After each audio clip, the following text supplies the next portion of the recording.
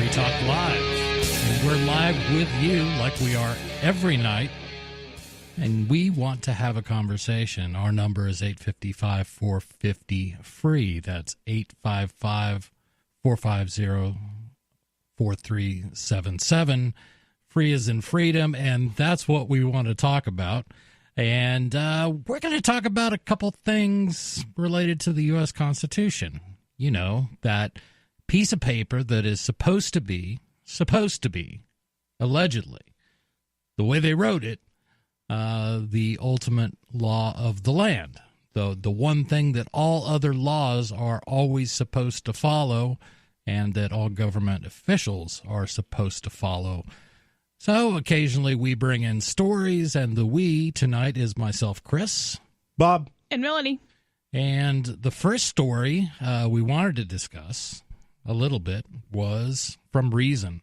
David E. Burstein writes on the dangers of government by executive.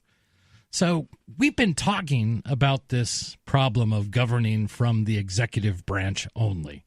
The way the U.S. Constitution was set up with was the idea that the representatives of the people in Congress, and specifically in the House of Representatives, would come up with a law that they want to pass. And assuming that it is constitutional for them to do so, then if it cleared the House, it would then go to the Senate.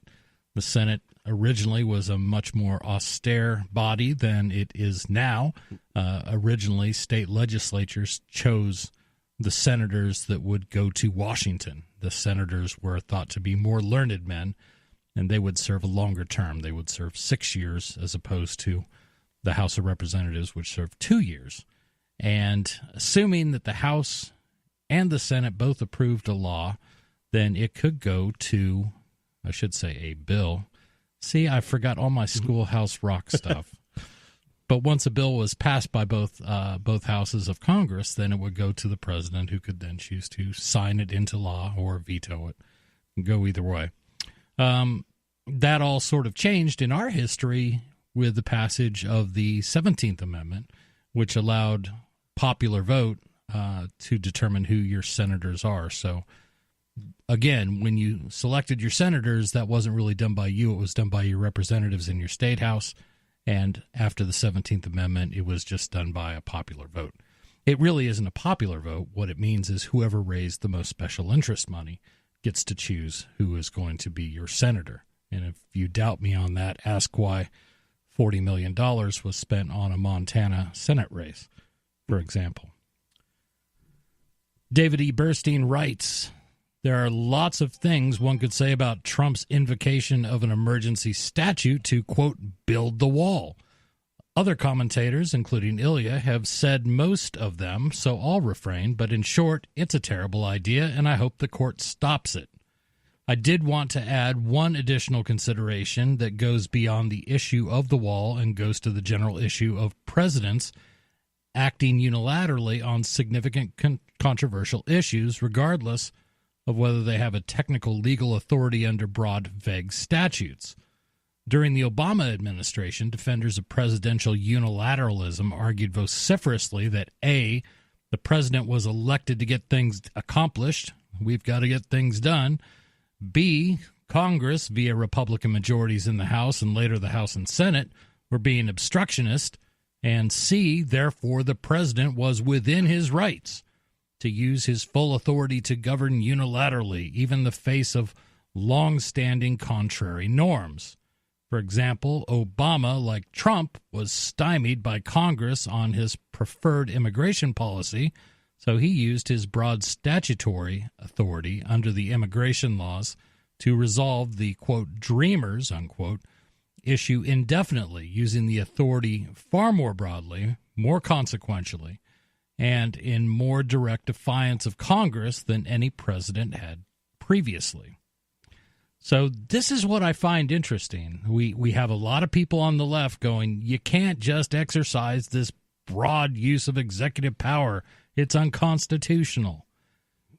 And then you have people on the right, now that Trump is being elected, saying, well, he has every right. Obama did it. Oh, right. Obama did it, right? Of course. And then, of course, they're just going to go back and forth, and the state will continue to grow, which is, left wing, right wing, same bird, shoot it down. Right.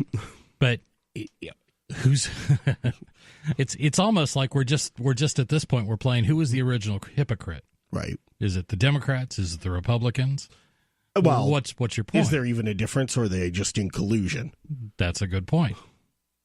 You look like you have something to say, Melanie. I mean, other than I am completely revolting you by this topic. Not really. They haven't paid attention to the Constitution since John Adams. So, right. Well, even before then, yeah, and that's being generous, I guess. But yeah, they're breaking the law. They're going to continue to break the law. That's about it. So why do you bring up John Adams? What, our second president, correct? Yeah.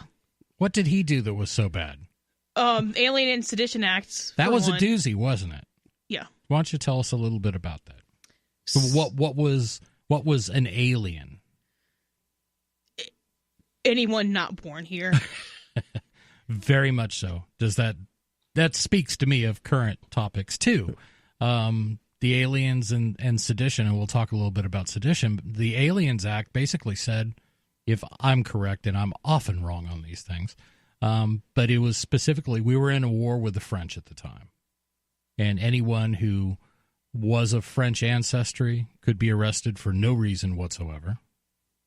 And anyone caught helping the French for any reason, or a French person, that was considered to be a violation of the law. And of course, before anyone thinks that that was then and that's an old thing, FDR did the same thing with the Japanese. Very much so. Yeah, I mean, that wasn't that long ago. George, I'm going to mess up his last name, Takiti, the guy who was in Star Trek, was Takai was in a U.S. concentration camp. Oh, but he has nothing but good things to say about it. That's beside the point. He's a person who's alive today, and it's not like he's 90. He was in a U.S. concentration camp. That's true. That's what they call Stockholm Syndrome. But obviously we couldn't do that again today, right? I mean, that law must have been overturned, right? You can't just take Americans because of their national heritage or their genetic makeup and throw them in a cell, throw them in a concentration camp. You can't do that today, right? Yeah, you can. So one would think that something as horrendous as that, as the U.S. jailing people strictly because of their race, because of their genetic makeup, we couldn't do that today. But that law was challenged. It was challenged and went all the way to the Supreme Court in Korematsu v. U.S. I am astounded as to why the Supreme Court took that case. Explain. So there are certain cases that the Supreme Court has to take, and those are cases about technicalities, about font size on federal filings. Boring stuff that no one wants to read because they are the court of rights for certain federal issues. They're the overseer of federal courts for those type of things. As far as cases that make the news, right. Cases that are either come from a state court or maybe they come from a federal court, but you're arguing a constitutional issue or you're arguing, a broader legal issue. Usually you're arguing a constitutional issue. They only have to take those if they feel like it. They can take or reject any case as they feel like it, with or without reason. I mean, the denials of writ basically just say it's one sentence. We deny writ for this case. Right. That's it. Done. And that's it. You have no recourse. Why they took that case, I've never gotten a good answer from, and I can't think of one myself. Because they do not like to interfere with, for obvious reasons, the kind of core state functions. Right. They're not going to interfere with military strategy. They're not going to interfere with taxation. So why they took that to then just make a bad legal argument for the conclusion that they had to come to when they could have just said, I'm not taking this case, I don't know why. That's a great question. So what do you think on issues like U.S. running concentration camps or our president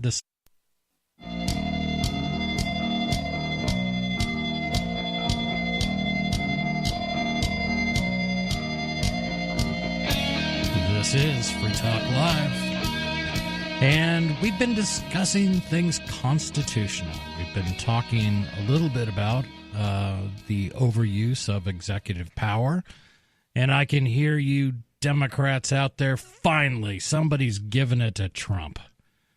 But I think we spent part of our last segment discussing how John Adams abused it.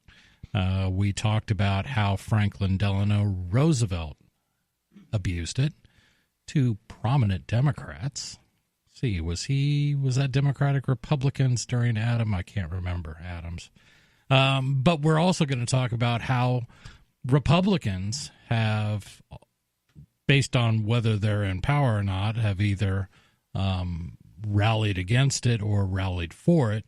And this week in the news, we see Donald Trump and his supporters rallying for heavy-handed executive action. When you have, and this is what the framers and founders of the country were concerned with, was putting too much power in the hands of a single person. They refer to that person as a tyrant, and I'm inclined to believe the idea behind the U.S. Constitution was to balance power between different branches of government. 855-450-3733. And we're going to go to the phones where we've got Dave calling in from New Hampshire. If I can figure out the right buttons here. Dave, you're on Free Talk Live. What's on your mind? Hey, folks. Hey. Go ahead. And an NH Exeter has been arrested. An NH editor or NH Exeter? NH Exeter, an advocate of New Hampshire secession. Okay. And what happened? It really wasn't. It was not closely related to the secession issue, but a little bit. It's Russell Canning, and he was actually in Texas. He was arrested protesting. He refused to leave the parking lot of Planned Parenthood clinic. Okay. And he got arrested for? I guess he must have been trespassed. Okay. Yeah, that sounds like trespassing. So he had previously been warned to leave the property and he refused to? Or came back again? I got that impression. I think he'd been planning to do something like this for a while. He used to live in New Hampshire, but he had to leave, and I guess he wants to come back, but he hasn't made it yet. But I guess, the thing that makes this an issue of civic interest is simply, I guess, the fact that Planned Parenthood receives federal funding, and that's a sore point for, both people who are pro-choice and people who are pro-life. I can see that. So any update on Russell? Is he made bail? Is he still in the clink, or what's up? Yes, and he reported that they kept him for about 14 hours, released him, and he's got a trial or a court date on March 7th. And the charge is? Well, we don't know what the charge specifically is. I believe they said it was trespass, but I'm not sure. Gotcha. So it makes it a difficult to present a First Amendment case when there are a lot of laws that will either protect certain organizations. Is protesting at a Planned Parenthood thing? I wonder if there are perhaps state-specific laws or anything like that. I'm trying to rack my brain for anything I might have heard that sort of elevated, that discussion above the normal discourse. They cannot prohibit you from protesting on either your own land, and they can't prohibit you from protesting on public property as long as you're not blocking or otherwise interfering with the business. The problem is, even though Planned Parenthood receives federal funding, they're not considered a branch of the state. They're considered a private organization. Right. I can't. So if somebody's on food stamps, I can't be like, well, you receive federal funding, so I'm going to protest in your yard. That's not how this works. Right. But that's the thing is it really depends on the situation and where exactly Russell may have been protesting. Well, he said he was in the parking lot. Yeah. So is the parking. I guess, again, this comes down to a property rights. How is your parking lot not your property? Like, if you're leasing it, if other businesses use the same parking lot, you know what I mean? Not in Texas. There is no, I will bet anything that the Planned Parenthood in the South does not have a shared parking lot with You don't think anything. it's just in a strip mall? I think it has a gate around it. Like, no. I think you're probably right. David, thank you so much for your call. Yeah, it's a good question. And like I said, it really comes down to property rights, and it's really hard to speculate on something without seeing exactly where it is and where the property lines are and who owns it and things like that. But this is why we love having Melanie on the show, because you've got some training that I certainly lack.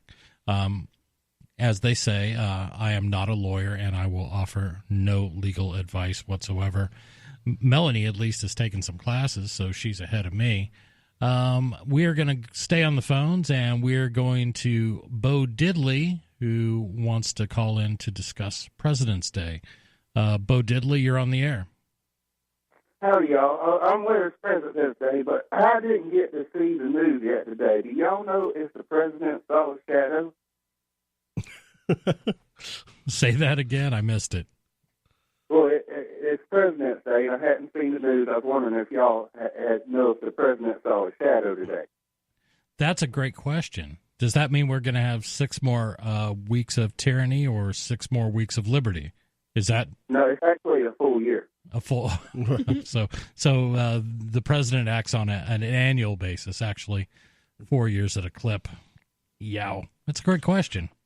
Melanie, do you think he saw his shadow today? I have not checked golf courses around Mar-a-Lago, Florida, so I don't know. I think he's sitting in his office. I don't know. Think so?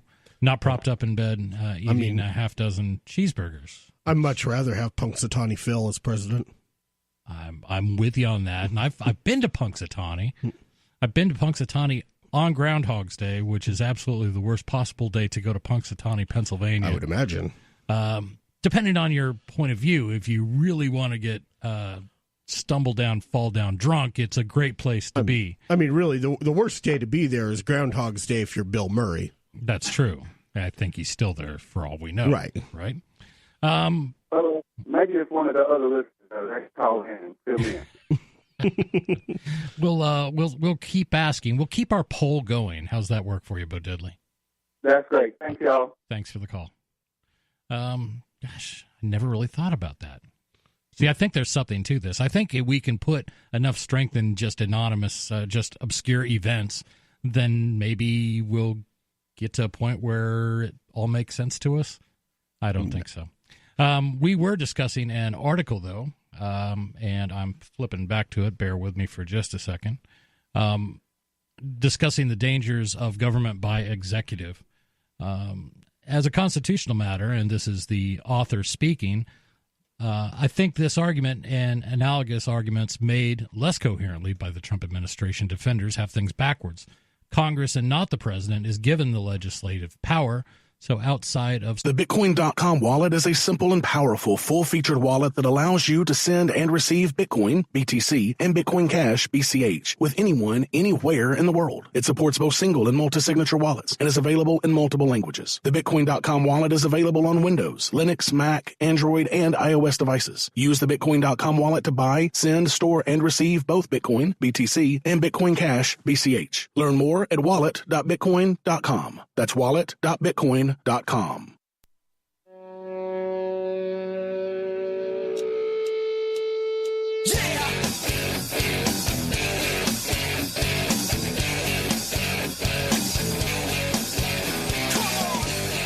this is Free Talk Live. 855-450-FREE. That's 855-450-3733. And hopefully tonight you'll also be able to reach us on Discord, discord.lrn.fm. You'll be able to load up a little bit of a client, and if you've got a good internet connection and you've got a good microphone, you're going to sound just like you're sitting here in the studio with us. And tonight's show was brought to you by Bitcoin.com. Bitcoin.com is your premier source for everything Bitcoin related. Bitcoin.com can help you choose a Bitcoin wallet, buy Bitcoin, and show you where you can spend your Bitcoin. You can also read the latest news or engage with the community on the Bitcoin forums. Learn more at Bitcoin.com. And we've been talking things constitutional, or conversely, we've been talking things unconstitutional. And when I say we, it's myself, Chris, Bob, and Melanie. And we've been discussing, sorry, we're getting a little bit of feedback here in the studio. We've been talking about the dangers of government by executive, and this is coming to us from Reason magazine. And the reason this comes up right now is a lot of people feel that President Trump has overreached his powers by freeing up money and basically saying, I'm going to build the wall whether Congress approves it or not. He's going to do that by declaring a national emergency and thereby allowing him, under some obscure law that was written and approved by Congress and signed into law by a previous president, the ability to take those funds and use them for what he apparently determines is an emergency. And the question is first of all, is he constitutionally allowed to do something like this? And secondly, is this really a good idea? And we're reading an article from Reason magazine. Of course, a major reason people did not care about national politics that much, even if they had a strong feeling about particular issues, is that the national government historically has relatively limited powers. But any reason, one that transcends the scope of federal power, was that is our Constitution makes radical change, or really any significant change, very difficult. It needs to get a piece of legislation through each House of Congress, in parentheses, each of which has various internal rules that make it hard to do so, and then get the president to agree. This obviously had its downsides, and it created a huge status quo bias, and the status quo is often far from ideal. On the other hand, voters could be assured with whomever got elected, Republican or Democrat, major changes were unlikely. This was especially true because until recently, the parties were divided more on geography and the current background of their voters than on ideology. So, to me, this kind of is a new phenomenon that I saw transpiring over my lifetime. This real polarization of the people into this left-right paradigm. So I talk about this a lot, but I remember asking my dad, and this is literally in the 60s or 70s, why are you voting, aren't you a Republican? Why are you voting for a Democrat? And my dad just said, well, sometimes the better person's, the other party. And he sort of explained it that way. My mother, conversely, was a Goldwater Democrat. She supported Goldwater when he ran in the early 60s. So this idea of splitting a ticket, I'm going to vote for some Democrats and some Republicans, is almost inconceivable. Bob, you and I were discussing The Princess Bride earlier. This is one of those times that I think it's it. I just can't imagine that many people voting two different parties. Well, right, and I think there's actually a much bigger phenomenon going on, more than just divide between people polarizing to left and right. I think just in general, culture is generally fracturing, getting smaller, more minute, and being spread out. It was something I like to talk about quite a bit is kind of the niche communities of the internet. Like, right. You can get this niche entertainment that would never fly on TV because you wouldn't have enough people, but you can gather people from all over the world for some form of niche entertainment or interest. And so really we're getting more, I think we're seeing a rise of ideological cultures and a shrinking of geographical cultures. And I think overall that's probably a good thing, but we're kind of in the in-between period right now. Yeah. Would you agree that well, at least us, it's hard for us to judge because we've only lived within our own lifetimes. Right. But it seems to be a relatively new thing where I think, I mean, for me, as I look back at my life, this harsh polarization really came of power. I'm thinking more with the rise of 24-hour news cycles and things like that. You know, CNN suddenly had people going. The first time I really noticed it was when MSNBC and CBS and, well, MSNBC and Fox News, that was really the first sort of portrayal there. But I don't know. What do you think? 855-450-FREE. Has our country polarized even further? Is there any chance at all of us getting out of that? We're going to continue with this story. Of course, a major reason people did not care about national news, they had relatively limited powers. I'm trying to see if I've already read this subject. This obviously had its downsides, and it created a huge status quo bias. We read that. Over the last 40 years or so, however, the parties have become strongly divided ideologically, which itself raises the stakes of national elections. Electing a Republican will bring into government a very different group ideologically than electing a Democrat. Moreover, delegation of authority by Congress to agencies given the president a fair amount of discretion to change policy through his appointments of executive officials. Nevertheless, the stakes remain relatively limited so long as the president adheres to the traditional norms and refrains from major policy innovations without going through Congress. Once the president instead chooses to, in effect, quote, legislate, unquote, on important matters unilaterally, the stakes get raised substantially, and the U.S. becomes more like parliamentary systems where every election seems like life or death to partisans, inevitably increasing social tension over ideological and other differences. This article finishes, so constitutionally structured, why is presidential unilateralism bad? Because our system was designed to make major shifts in government policy difficult, and that a good thing because it lowers the stake of politics. We have experienced in 1861 what happens when a significant part of the country believes that the national government has become arrayed against it, and it's not an experience we should want to repeat on any scale. Well, I would take some objection with their point, because it's not. I don't even think it's so much power in general is the problem, but yes. I think even bigger is an issue of time preference. Right. Governments, as we have them now, are generally want to, like, okay, well, I'm going to be in for 2 years, 4 years, whatever. Okay, well, I'm going to get as much power and money and influence for myself as I can in that time, and trash the place. It's like having a rental car. You're not going to take as good of care of it as your own car. But then you have somewhere like Liechtenstein that has a constitutional monarch, and I mean, yes, they kind of won the ruler lottery there, but it's run much better. Interesting thoughts. How about it?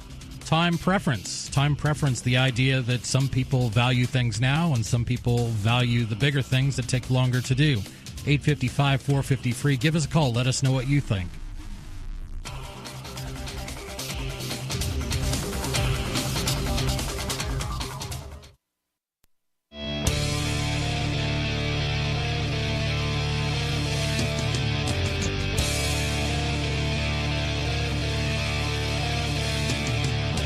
This is Free Talk Live, and we are live tonight like we're live every night. 365 days a year. We've had a bunch of shows being broadcast from Anarchapulco. Bob, you and Melanie, did you not get your tickets to a great libertarian anarchist event in sunny Acapulco? Well, I'm not allowed in Mexico right now, and I'm also afraid they won't let me back in if I leave. So, also, I tend to think of that Berwick is a giant scam artist. He is. So. That is a commonly held belief, not unique. I want to clarify, I'm not allowed in Mexico by my doctor, not by the country of Mexico. Oh, really? Because that sounds really bad, I guess. I was just going to not ask any more questions about that. So, okay, your doctor doesn't want you to fly in your delicate condition. I didn't ask about flying. I'm not allowed basically south of the border. I'm not allowed in Mexico or the Caribbean. Okay. Yeah. Places where the baby could get diseases is more easily. Yeah. Bad diseases. Yes. That we don't have immunity to. Yeah. Those are all good reasons to stay home and probably not take part in that. But I know they've had a great time down there. I know that Ron Paul spoke one night. That was kind of exciting. And you can find all that at archives.freetalklive.com and catch up on past shows. So we've been talking a little bit about executive power, and what brings this conversation kind of to the forefront is there have been accusations by people on the left and very few people on the right that Trump has overstepped the rules. He's gone beyond the Constitution. Well, they've all overstepped the rules. Since when do we pay attention to the Constitution? Well, because Republicans, we are the guardians. Say we, I'm a former Republican, and I still get in the habit of saying it. We're defending the Constitution. It would all be all better if everyone would just follow the Constitution. Okay, I want somebody to show me where in the Constitution it authorizes Social Security. That would be Article 4, Section nowhere. Am I correct? Yes. I am correct. Okay, good. What you will find out if you actually want to do more than play lip service to the Constitution is that probably 99% of what the federal government does today is unconstitutional. It is not prescribed. And let's talk a little bit about the Constitution itself. The idea was, at least as it was sold to us through the Federalist and the Anti-Federalist papers, was this idea that a government that is so restrained it can barely function. It can function enough so that we could get ourselves out of a war we found ourselves in. It will not provide homegrown tyranny, and that's what they were fighting against. But, and I don't know how many drugs you have to be on to actually believe that, but it's a whole lot. And then George Washington immediately prosecuted the Whiskey Rebellion with the army. Yeah, you can't. Well, it's not like we were fighting wars over taxes, right? Well, oh yeah, we kind of did. Yeah, you can either create a government or not, and if you create it, it's going to have power. If you don't create it, well, then it's not going to do anything because it won't exist. Yep. So, as a bit of a preface here, I think all three of us in the room do not see any real use for government. Correct? Not in the top-down form. I mean, governance provided by the market, absolutely. In the English language, government is generally understood to mean a state. Right. So I think we can safely say that we object to the idea of a state. That doesn't stop us from debating things involving the state, and it certainly doesn't stop us from talking on a national radio show where the only thing people have to relate to is our current situation and our government. What I hope to find is that some people have some idea of what the Constitution says. A couple listeners out there, maybe you're driving long-haul truck and you've read a book or two. I hope that you have an opinion on this because it affects you every day. We hope to sell you on the idea that you really don't need a ruler governing you. You do a great job of that on your own. 855-450-FREE if you would like to join into the conversation.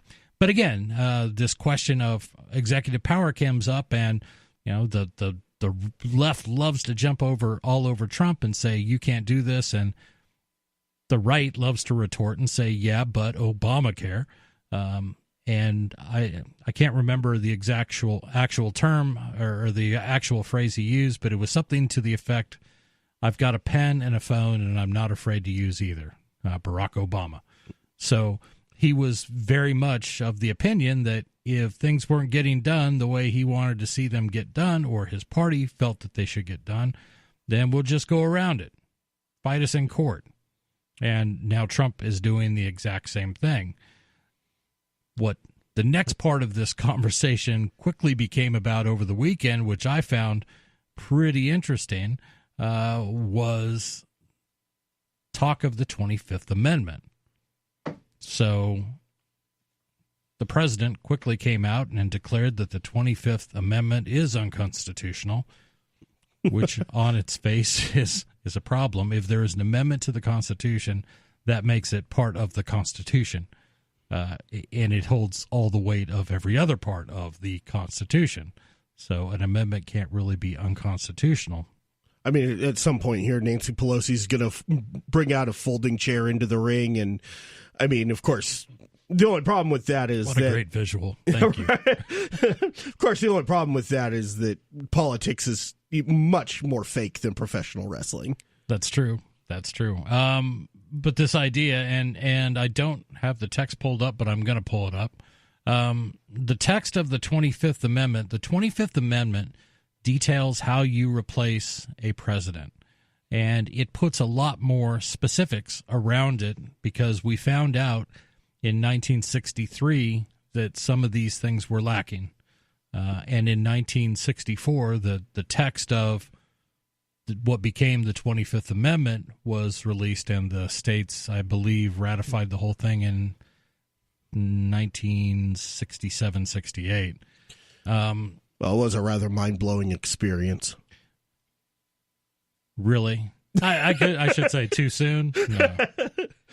25th Amendment. But the idea of how do we actually replace a chief executive or how do we replace vice presidents and things like that hadn't been well discussed. So the 25th Amendment basically states in 4 parts, and I'm going to read these. In case of a removal of president from office or his death or resignation, the vice president shall become president. Okay, so far so good, right? We all understand that part. Sure. VP becomes president. Section 2, whenever there is a vacancy in the office of the vice president, the president shall nominate a vice president who shall take office upon confirmation by a majority vote of both houses of Congress. All right, so for whatever reason, there's no longer a vice president. Vice president gets assassinated. Then the president nominates whoever he wants. It doesn't really put any boundaries around it here, but there may be others in the Constitution. And then both houses of Congress have to say, yep, we're going to ratify that decision. But it has to be a majority. So out of the 535 congressmen and senators, you've got to get half plus 1. Make sense so far? Yeah. All right.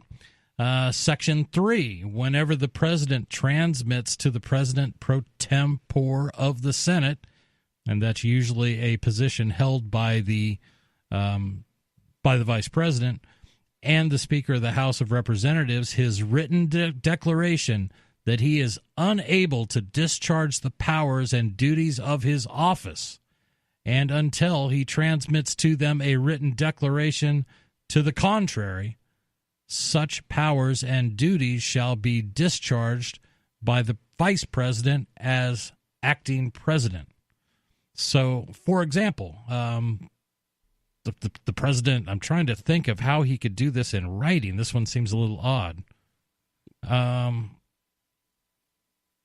No, we have a couple different ways here. Okay.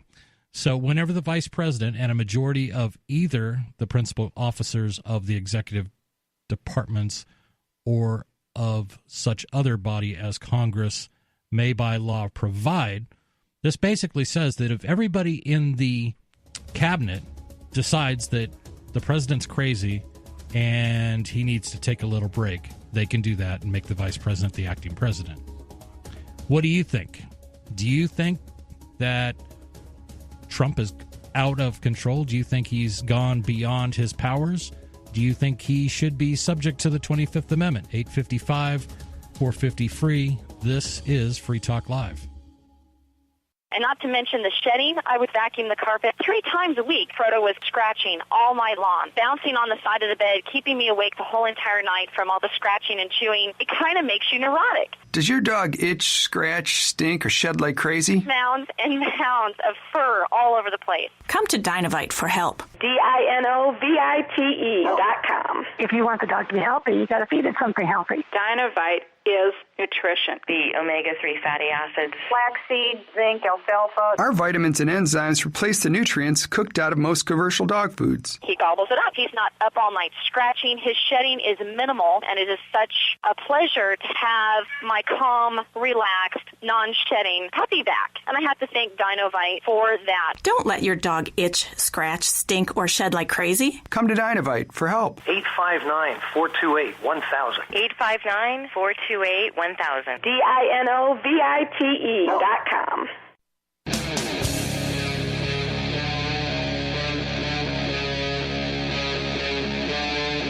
Free Talk Live.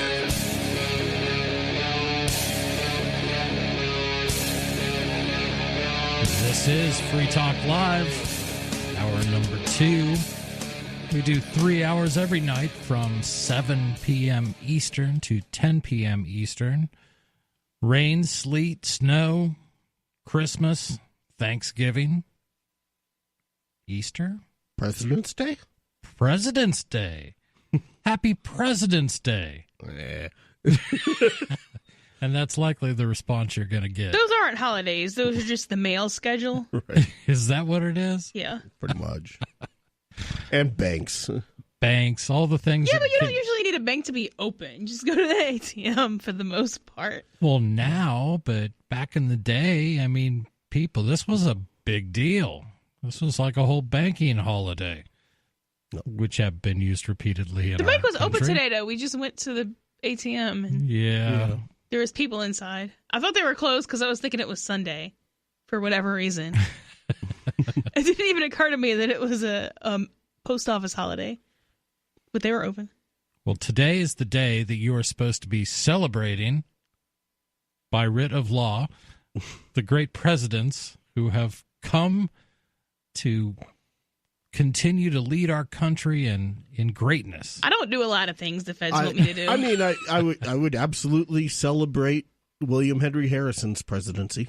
A great presidency, Indeed. by the way. And I think for libertarians, the best. Harrison has been one of our favorite presidents of all time. Yeah.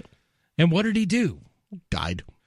He died 30 days, ballpark. Right. I think it was about 30 days. Yeah, 31 days. He wouldn't stop giving his inauguration speech in the pouring rain in the middle of January, got pneumonia, was sick in bed for the next 30 days, and then died. He did the least harm, therefore he was the best. So there you go. But we also take your calls, and we're going to go to the phones. And this is Sarah. Sarah is calling from New Mexico. Sarah, you're on Free Talk Live. Yes. I worked very hard to get the vote out, and I got the result that I wanted. I turned our whole state completely blue. You did this? And, well, I mean, we've always known that it was a Democratic state. Oh, okay. You're referring to political teams. I thought you were, like you had put it outside where it was cold or you had deprived it of oxygen. No. I mean, we really, we have everybody that we sent to Washington are Democrats now. And our governor is Democrat, our House, the reps and the Senate, they're all Democrats. And the most important thing that I got out of it What did you get out of it? Say again? The cigarette tax going up $1.50, and that was not, part of my expectation. Well, so Sarah, you realize the problem with that is if you tax something, you're going to get less of it. That means you're going to get people who are driving and withdrawing from nicotine. That's the bad combination. That's a great point. Sarah, what about all the people that are now going to be on the roads, driving across crosswalks, jonesing for a cigarette that they can no longer afford? Those people are prone to run over people, and Sarah is very conscientious of the deaths by automobile against pedestrians. So how do you answer? That's a very, that's an important issue. I mean, the jonesing part of it is not significant as they're blowing smoke while I'm standing at the bus stop. People they sit right on the bus stop. Do my cigarettes offend you when you're sitting at the bus stop, Sarah? Well, they tell you, I asked one of them, can you move? But can you put it out? You told me I was here first. You no, stand I'm 20 sorry, feet Sarah. away. You went to the next bus stop. I was asking about my cigarettes. Do they bother you? Well, you know what? I have never sat next to you on a bus stop with a cigarette, and in New Hampshire, it's illegal. You're not allowed to smoke in New Hampshire on a bus stop. They won't. Well, and Chris has a job too, so he's not usually at the bus stop. Yeah. I mean, we're not filthy commies. We have cars. Yeah, I guess the point is, Sarah, it's not just the guy sitting next to you. It's every person other than you who makes a decision that they want to smoke or they don't want to smoke. Those are decisions that people can make. They have been obnoxious with me. That's why the cigarette tax is almost going to be like $3.25. I've been nice. I've been polite. So you have an issue with individuals. No, I'm lucky they didn't punch me out. You know what I mean? No. What I'm saying here, Sarah, is you've basically said you don't have a problem with my cigarettes because you're not around me, so that's okay, evidently. But you do have a problem with certain individuals who are discourteous when they smoke. They blow smoke in your face, or you don't like the smell of it. And Sarah, there is a simple solution here. There is a way to avoid people smoking at the bus stop near you. You could get a job and get a car. You could, in your own car, you could declare that a no smoking area. Because it's your property. Well, I'm proud to say I have never owned a car. I have never bought petroleum gas to put in my own car, and I'm a very environmentalist. You are. So I'm proud of that. So if you support government, no, you're not. So you're fine riding in a vehicle that is powered by petroleum buses products. Are pretty stop and go, and that burns more gas than just getting on the road and driving to your job directly. Right. Yeah, but in one while they'll move 300 people. It's like a city carpool system. It's a nice idea. Like I said, I'm fed up with these obnoxious. The smokers here, they're gonna have. Well, they're already poor anyways, so they're going to have a hard time buying cigarettes. It's going to be more harder for them to buy cigarettes now. They're going to have to pay almost $3.50 in tax. Yeah, but you realize if that bothering me. You realize if that happens. They're going to be withdrawing from nicotine, which is one of the most addictive substances on earth, and they're going to be very angry. And frankly, if you voted for a tax increase, you probably deserve it if they hit you. Yeah, Sarah, thank you for your call. The problem with this, and this is the idea of a sin tax, I want to tax everything that I don't like, is you are going to most directly affect, as Sarah accurately points out, the people most in need of their money. Yeah. If more people with lower incomes and low wealth get taxed more by government because Sarah feels they need to be taxed, then what you are doing is taxing the poor to benefit the rich. And that doesn't really sound to me like where Sarah usually comes from, but I don't think Sarah usually thinks things through to completion. That may be part of the problem. We were talking, and in the first hour, we discussed a little bit about the challenges of executive power and why our framers did their best, to no avail, to limit executive power. And when we talk about executive power, we mean the power held by the executive branch of government under the president. And we talked about examples of Obama with Obamacare exceeding what many felt were legal limits set forth in the Constitution about what a president can do. And then we looked at other things like, the Aliens and Seditions Act under John Adams and the unlawful internment by FDR of Japanese Americans or anyone with any Japanese heritage. We got into that a little bit, and we talked about the court case that followed that, Korematsu v. U.S., but I don't think we ever gave the punchline to that. The punchline to that is the U.S. Supreme Court found that it was absolutely constitutional for the government to round up a bunch of people based on nothing but the makeup of their DNA and throw them in what amounted to concentration camps. Do you think Trump will do such a thing? Do you think Trump has exceeded his executive power, or do you favor what many are talking about now, use of the 25th Amendment to remove a president, a sitting president who was elected by the majority of the people? 855-450-FREE. This is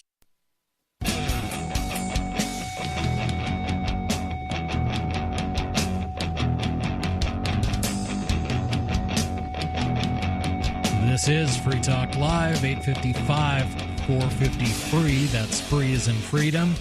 Or 855-450-3733. You can also reach us on Discord. Go to discord.lrn.fm. Load up the Discord client if you haven't already, and hit us up. You'll sound like you're sitting right here in the studio with us for your moment of fame. Tell all your friends you were on a nationally syndicated radio show, and how do you know you'll get on? Because we take all calls. That doesn't mean we don't dump them occasionally if they use bad words. So remember, we are nationally syndicated, therefore you can't cuss. But we've been talking about things constitutional, and we've been taking phone calls. The we in studio tonight is Chris, Bob, and Melanie. And we're going to go ahead and hop right to the phones, where we've got Tom calling in from Hudson, New Hampshire. Tom, you're on Free Talk Live. Yeah, recently there was a little firestorm over Congresswoman Ilhan Omar of Minnesota, a Democrat, who retweeted an answer to somebody's tweet, like, why are all these Democrats doing so much to support the state of Israel? And, like, the state of Israel says jump, and they pretty much say, how high? And she replied that it's all about the Benjamins, baby, which is about campaign donations. Well, isn't that the case with pretty much everything that happens in Congress? Well, supposedly, it's where do you stand on the issues? Who do they, and then they compare the candidates and give the campaign donations to the ones who just so happen to have the positions or issues that favor their interests. So that's by definition what lobbying is. Yeah, that's what lobbying. Well, no, see, she's saying the way she said it sounded like they changed their position in order to get the campaign donations, which is probably true too. Right, but, which is and the result there was of lobbying. one article in The Nation written by a congressional campaign manager who was talking to the candidate about this, and they had to come up with a campaign position paper that favors what AIPAC wanted. And next thing they knew, AIPAC raised $5,000 in campaigns for them. It's like they felt real bad about it, but they desperately needed money for their campaign. The other reason, remember, is because too many people just go by what their TV spoon feeds them instead of visiting the Project Vote Smart website. They do, and comparing the candidates. A lot of people have never heard of AIPAC. AIPAC is the American Israel Public Affairs Committee, and it is a lobbying group that pushes, I guess, the agenda and the interests of the state of Israel. And what they're trying to imply is that if you don't support AIPAC, if you don't support the U.S. foreign aid to the state of Israel for security assistance or for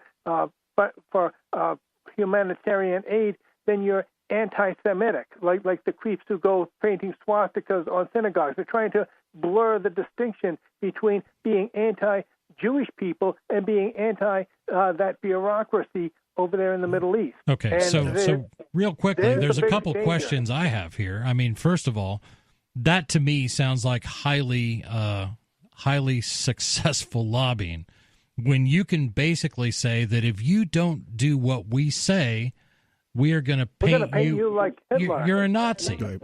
This is what Ben Shapiro does all the time. Like, you tried to pull that with Ron Paul. He was like, oh, well, Ron Paul says we should cut foreign aid to Israel and all countries. Therefore, he's anti-Semitic. Right. Like, wow, which is one of the most absurd things you could ever say. This is why you have to not care what people say about you. Right. Yeah, and anyway, she seems to be surviving it, but largely because the firestorm raises public awareness that, it happens to be so, that, these people are, it's not anti-Semitic to be against aid to the State of Israel, especially, or criticizing some nasty things that the State of Israel has done recently. That's not anti-Jewish people. That's anti the State of Israel stuff. And if you're automatically painted as a Nazi, that pretty much guarantees your vote. The bureaucrats in Israel, the government bureaucrats in Israel, as the dictators over the United States Congress, and that's a very dangerous situation if people would fall for that. But luckily, I think she's doing pretty well. It's too bad she's so socialist, because she's as she's as blunt as Ron Paul, but your politics as far as socialism is like way too much to the left, and that's and I'm not racist when I say that. I'm not anti-Muslim when I say that either. Yeah. Thank you for the call, and that's interesting.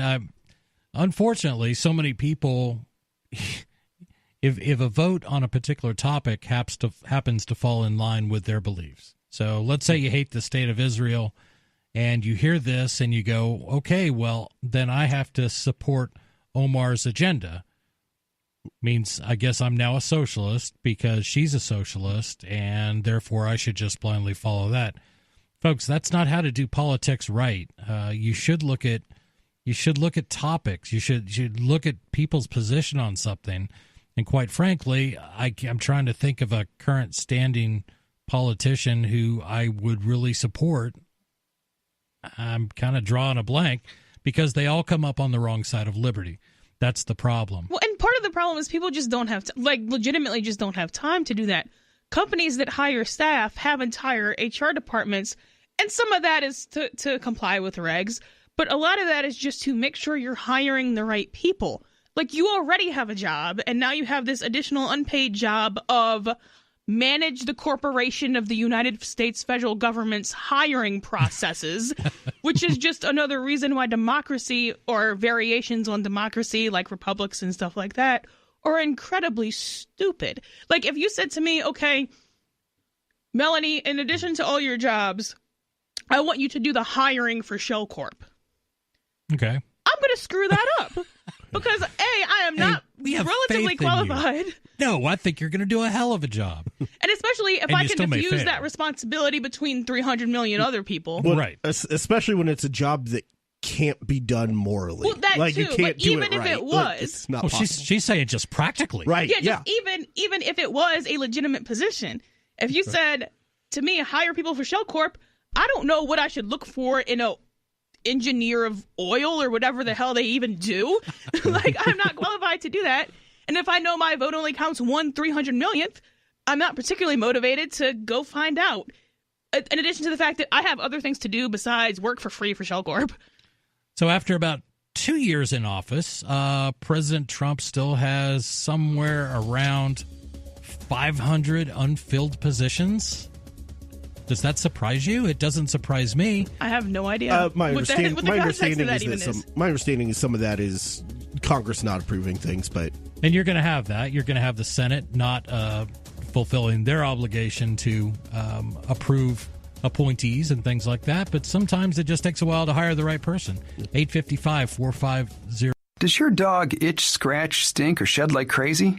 Come to Dinovite for help. Order a 90-day supply of Dinovite. Dinovite is nutrition. Pick up 2 bottles of Lico Chops. Get the 3rd bottle free. New improved LicoChaps with omega-3, omega-6, vitamin E. And now, 6 extra direct-fed microbials. Even better for the digestive tract and immune system. Try LicoChaps. Buy 2, get 1 free. At Dinovite.com. DINOVITE.com.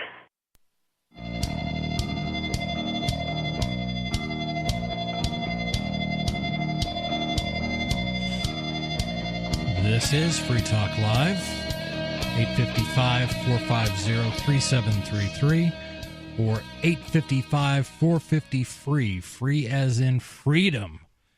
And that's what we like to talk about. We like to talk about freedom, we like to talk about liberty, and we like to poke holes occasionally in the way our government works. Or I should say doesn't work, because most of the time it doesn't work really well. You know that.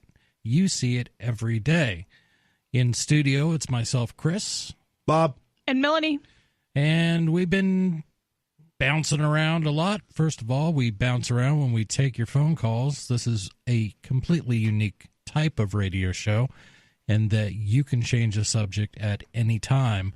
We may be talking about the 25th Amendment. We may be talking about overreach by presidents throughout history. If you don't like the subject, you change it. That's how this works. And another thing you can do is you can go to clips.freetalklive.com. A lot of people have asked for clips to come back. This is something that Free Talk Live has done in the past. But we also broadcast live video during every one of our shows. So if you want to go to twitch.lrn.fm, you can watch us during the show. You can chat. There's other people there to chat with. You can also go to our YouTube channel for clips at clips.freetalklive.com, and you can check out just little moments from the show. I think most of them last maybe 5 to 10 minutes, but they are interesting, and I encourage you to check them out when you get the chance. So we had a caller. The last call we had was discussing, how do you pronounce her last name? It was one of the first Muslim women who has served in Congress, Ilhan, I don't know if her name's pronounced Ilhan or Ilhan Omar, who's a Democrat from Missouri, and she was basically asked about, what does she think about the lobbying group AIPAC and throwing money around, and her short answer was, it's all about the Benjamins, baby, and that's pretty much what lobbying is. And then we discussed a little bit about how that shifts people's perspective when you throw a bunch of money at that. Who would have thought if I start giving you money that may change your views on a particular subject? Well, especially if you're giving money to amoral psychopaths. That's what politicians are, like. So, yeah, they don't have moral principles. They have what they can get. And so, yeah, if that gets them more money, that's the position they're going to take.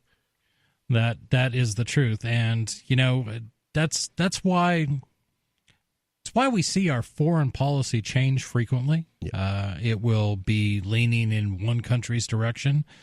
Libya is a good example of that. So for years and years and years, Libya was the devil. They did some horrible things. There was a plane brought down that killed a whole lot of Americans. I don't think anybody really condoned that sort of activity. But then following 9/11, Muammar Gaddafi stands up and goes, wait, I don't want to get bombed either. So now I'm a good guy and I'm going to work with you guys on the war on terror. And Gaddafi suddenly was, the example of what we can realize in the Middle East, that this will be the case. This will be a great example of that, until Gaddafi falls out of favor, and mostly with the neoliberals at that point, led by Hillary Clinton, and said, no, we don't need you around, so we're going to bomb you and kill you, which is what they ended up doing with Gaddafi. And now we have open-air slave trades. Yay! So good job with that. Way to go, guys. Yeah. as we talk about this idea of replacing people in office, which the government sometimes likes to do just through force like that, sometimes we have people who are wanting to do that through other means, and President Trump has brought a plethora of discussion about the 25th Amendment, and we discussed that previously in the show. The 25th Amendment lays out how a president can be replaced, and one of the caveats that everybody or one of the options available that people seem to be running towards is the idea that the cabinet can put forth the name. They can submit in writing to Congress, we would like the president. He's not capable of doing his job. And one of those people has been Elizabeth Warren, who has her eyes set on, guess what, the president's job. Yeah, that's after the DNA test thing, that's never going to happen. You're saying she may have lost a little credibility there? Just a little. Yeah, there are people who are more non-human than Elizabeth Warren is Indian. That'd be well put. To translate, that's in a reference to Neanderthal DNA. Well, and the other one that starts with a D. Yeah. U.S. Senator Elizabeth, this comes to us from MassLive.com. U.S. Senator Elizabeth Warren, a Massachusetts Democrat and 2020 White House hopeful, again offered support this week for the idea of the Trump administration officials using the 25th Amendment to remove the president from office if they believe he cannot fulfill his job duties. Warren told reporters after a Sunday rally in Las Vegas that while she doesn't have, quote, any special knowledge, unquote, of what happens in the White House, she believes that federal officials are obligated to invoke the amendment, which lays out the process and procedures for replacing the president in case of death, removal, resignation, or incapacitation. Yeah, nope, it says may, not shall. She's wrong. Or the author of this article is, it could be either way. If they are concerned, well, okay, if she said that, she's wrong. That's a good point. If they are concerned about Trump's ability to lead the country, campaign officials confirmed, quote, I'm not the one who hangs out in his office and sees him every day and sees how well or how poorly he's been able to manage from day to day with the decisions that he faces. But what I do know is that where there are a whole lot of people who do see him every day, who evidently are talking about invoking the 25th Amendment, she reportedly said, quote, and my point here is that if they believe that Donald Trump cannot fulfill the obligations of his office, then they have a constitutional responsibility to invoke the 25th Amendment, unquote. Warren reportedly added that the administration officials, quote, loyal under law is not to Trump personally. Their loyalty is to the Constitution of the United States and the people of the United States, unquote. The senator's comments, which echoed those she made last fall, came in response to former acting FBI Director Andrew McCabe's reported suggestion that the former acting Attorney General Rod Rosenstein considered using the amendment against Trump. Melissa Schwartz, a spokeswoman for the former acting FBI director, said that while, quote, at that time, at no time did Mr. McCabe participate in any extended discussions about the use of the 25th Amendment, nor is he aware of any such discussions, unquote. He, quote, was present and participated in a discussion that included comment by our Deputy Attorney General Rosenstein regarding the 25th Amendment, unquote. That sure sounds like a whole lot of words that basically say, yes, they discussed the 25th Amendment. Would you disagree? Again, there doesn't seem to be a lot of substance in there. No, but that's the way these things can be reported, and politicians are very good at spinning it one way or the other. They could come out and say, yeah, we discussed the 25th Amendment, but not at any great detail, or they could have released, 500 pages of what was discussed. What do you think? Do you think Donald Trump should be removed from office? Do you think that the 25th Amendment should be used? 855-450-FREE. We want to hear from you. I want to know what your feelings are on this or on any other subject. Give us a call, 855-450-3733.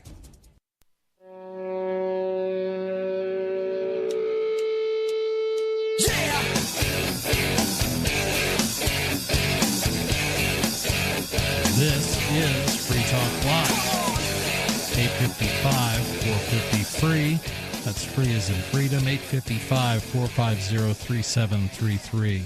We're eager to take your calls, and you can also hit us up on Discord, discord.lrn.fm. We're going to try to take one of those calls in just a moment. But first of all, in studio, it's myself, Chris, Bob, and Melanie. And we've been all over the place. We've really been wanting to talk about use of the 25th Amendment to remove a president. Should Donald Trump be removed from office? Or is that action, or even discussing it, quote, unquote, quote, unconstitutional? Is the Constitution itself unconstitutional? An interesting theory put forth by our according president. to the Articles of Confederation, it would be. There you go. Well, no, it wouldn't be. It would just be a violation of that document. Details. But I did want to say thank you to a very special person, and that is Michael Yaw. Michael Yaw is a gold amplifier of Free Talk Live. Amplify, or the AMP program, stands for Advertise, Market, and Promote. And those monies go directly towards doing just those things. We advertise the store, the show, we market the show, and we promote the show. So when we see Ian and Mark going to conventions and things like that to get the word of liberty and get the word of this program out there so we can get more radio stations, real live radio stations to pick up the show, that's a good thing for everyone. To find out more about the AMP program, you can go to amp.freetalklive.com, and Michael gives at least $10 a month. He's a gold subscriber, so that's a nice support, and thank you very much for doing that. We were just discussing Elizabeth Warren's belief that people within the Trump administration should immediately call for the removal of Trump. I'm just trying to find out where we were at here. The senator's comments, which echoed those she made last fall, came in response to former acting FBI Director Andrew McCabe's reported suggestion that the former acting Attorney General Rod Rosenstein considered using the amendment against Trump. Melissa Schwartz, a spokeswoman for the former acting FBI Director, said that while, quote, at no time did Mr. McCabe participate in any extended discussion about the use of the 25th Amendment, nor is he aware of any such discussions. He, quote, was present and participated in a discussion that included comment by Deputy Attorney General Rosenstein regarding the 25th Amendment. We discussed that before the last break, but that to me was the most weaselly sentence I think I've read, coming from a lawyer who said, yes, it was discussed, but I'm going to answer this in such a way that no one could even prove that I acknowledge that it did indeed occur in the first place. Come on. Do you think there is, do you guys think there is discussion of use of the 25th Amendment within the Trump White House? I mean, no. Maybe I'm misunderstanding the process, but why would it matter if it's in the Trump White House? Wouldn't that be a function of Congress? Well, Congress can the call vice for president also has to sign off on it. Right, but he's essentially a member of Congress. I mean, right, as the president pro tempore of the Senate. But the 25th Amendment also says that a majority of officers within the executive. So basically, you can get all your cabinet off. If you were to get all the cabinet officers together and say, this guy, he's off his rocker. He's doing crazy stuff. He's dancing around the White House wearing a tutu or whatever it happens to be. We're going to go ahead and move forward with this, and you would need the assistance of the vice president to submit that letter. Sure. That could be a permanent thing. It could be a temporary thing. So I think you could identify there's medical reasons why a president might fall under the 25th Amendment. And it seems to me like that happened. I can't remember if it was, it might have been during after Reagan's assassination attempt, that he might not have, as he was being operated on, they may have invoked the 25th Amendment temporarily. No. Yeah, I'm not sure. So because of the people who would have to sign off on that, I think it's pretty solidly that it can only be used if there's an actual problem. Right. But Warren doesn't want, it would really be more convenient to her if you could just put an indelible stain on this presidency so it will make it easier for me to get in. That seems to be more. I mean, you can want it all day long, and that doesn't mean it and really, at this point, it's personal. I mean, like, he did humiliate her in a pretty epic way. Why would she release that DNA test? Right. Yeah, that's a really good question. I'm 1,023rd wrong, but I'm going to say I'm right. Well, because she, like, one thing Trump is good at, like, and it's not necessarily a good quality, although when it's turned against politicians, it's hilarious. So, I mean, it's silly that somebody would get up in there and be like, "Oh yeah, I'm." Well, Indian. He's really good at putting people in no-win situations. Like either she doesn't play along, in which case, like, he can just keep trumpeting that over her, or she does, and now it's and then even if she were Native American, you'd be like, oh, look, well, you just barked at my orders. Like, there are so many BS reasons you can give to not want to take a DNA test. No, absolutely. No. But or at least to not want to release it. Come on. And like it's very manipulative, and it's a pretty horrible trait generally, but it is pretty hilarious when applied to politicians. So. Right. So there have been a couple examples of the 25th Amendment being used. After it was, it was ratified. It was put forth in 1965. It was approved, finally certified, which meant I think it's a supermajority of states have to all vote in favor of it, and the president certifies the amendment. Happened in 1967. The first use of the 25th Amendment occurred in 1973 when President Richard Nixon nominated Congressman Gerald R. Ford of Michigan to fill the vacancy left by Vice President Spiro Agnew's resignation. Not many people remember Spiro Agnew, but he proved that Maryland politics can be just as dirty and deceitful as Chicago politics. So he was removed from office. In less than a year later, the 25th Amendment would be used again. This time, Vice President Ford became president after Richard Nixon resigned, and he nominated Nelson Rockefeller to fill the vice president's vacancy left by him. And that would have had to have been not ratified. What's the term that I'm thinking of? Basically, Congress would have had to have approved that. So it has been used at least a couple times before it can be doing it. This article continues. The New York Times reported in September that Rosenstein discussed recruiting cabinet members to invoke the 25th Amendment to remove Trump from office over concerns of him being unfit for the job.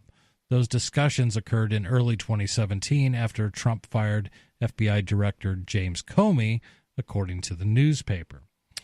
Warren previously urged support for invoking the 25th Amendment against Trump after the New York Times published an anonymous September 2018 op-ed from an alleged administration official which raised questions about the president's leadership and fitness for office. The senator argued that if, quote, senior officials believe the president is unfit, they should stop hiding behind anonymous op-eds and leaking information to Bob Woodward, boasting that they're trying to save the country, and instead do what the Constitution demands them to do, invoke the 25th Amendment and remove this president from office, unquote.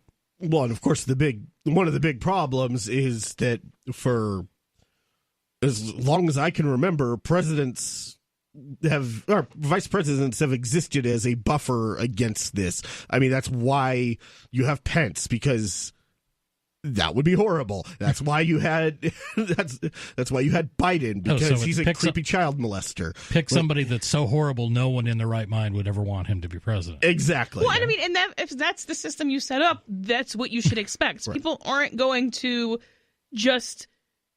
I mean, if you're going to design a game, which is what this is, you should expect people to play in such a way that they will win. Right. You have bad rules. Yeah, and you're not doing anything to change them. The last constitutional amendment we had passed was the 27th, and that one was put forward to be voted on in, I think, 1791. It was ratified in about 1992, so it takes a while to change the Constitution.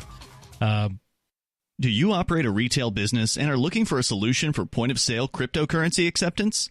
It's never been easier thanks to AnyPay.global. There's no paperwork or approval process to open an account. If you already have a tablet at your cash register, you're almost done. Just sign up at AnyPay.global, drop your personal crypto wallet addresses in our setup page, and then load our app. That's it.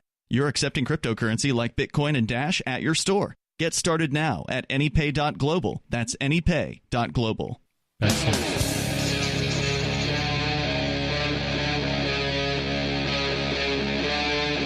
Free Talk Live.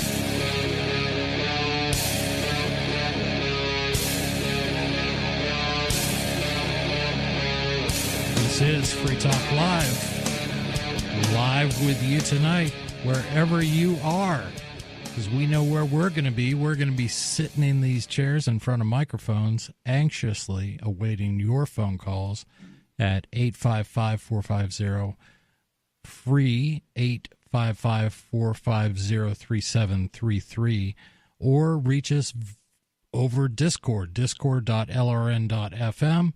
Load up a little client, get your good microphone and your good speakers, and you're going to sound just like you are here in the studio with us. And we're going to give that a try right now.